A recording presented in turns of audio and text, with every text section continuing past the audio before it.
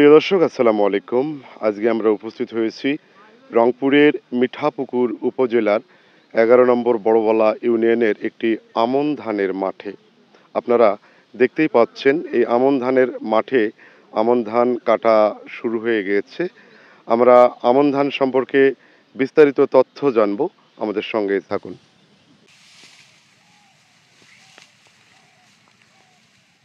সব সার ওষুধ এখন অনেক দাম, তাই একটু মুনাফা হয়, তেমন বেশি না আর কি। আমি সারানের একজন কৃষক মানুষ, পাশাপাশি ছোট্ট একটা ব্যবসার সাথে জড়িত।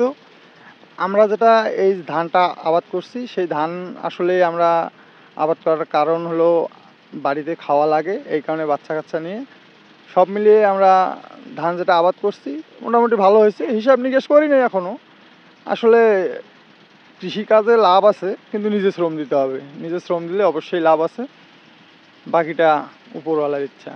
1 বিঘা জমিতে আমার কিষাণ আজকের মজুরি 7,000 টাকায় পড়তেছে, কাটা বান্ধা এবং নিগা পর্যন্ত। পানি আবার 3 সেচ দিছি। আপনারা তো এখানে এই ধানের জমিতে শ্রমিকের কাজ করতেছেন, তো আপনারা কত টাকা মজুরিতে প্রতিদিন শ্রমের কাজ করেন বা শ্রমিকের কাজ করেন?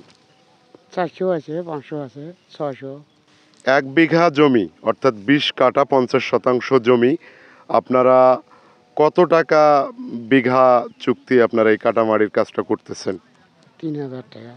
1 বিঘা মাটি আবাদ করা হয়েছে, 4 বার সেচ দেওয়া হয়েছে, 3 বার সার দেওয়া হয়েছে, 6 বার ওষুধ দেওয়া হয়েছে, দিয়ে ফলন আছে আমার 1 বিঘা মাটির 35 মণ।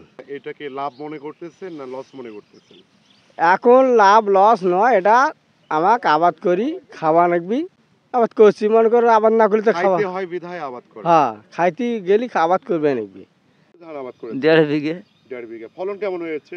ফলন এবার ভালো হয়েছে ধানের। আচ্ছা আচ্ছা, ফলন ভালো হয়েছে। হ্যাঁ, ধান কি খাওয়ার জন্য না বিক্রি করার জন্য? না ধান বিক্রি করে এলেই চাউল বিক্রি করবো না পরে। আচ্ছা, ধান আমরা সিজে সুগে করি সব, চাউল 2-3 বস্তা বিকাবো। আর এটা কেন কাঁড়ির জন্যই তো এটা আবাদ করা, এটা খাদ্য জিনিস, এটা আবাদ করে নেবে না।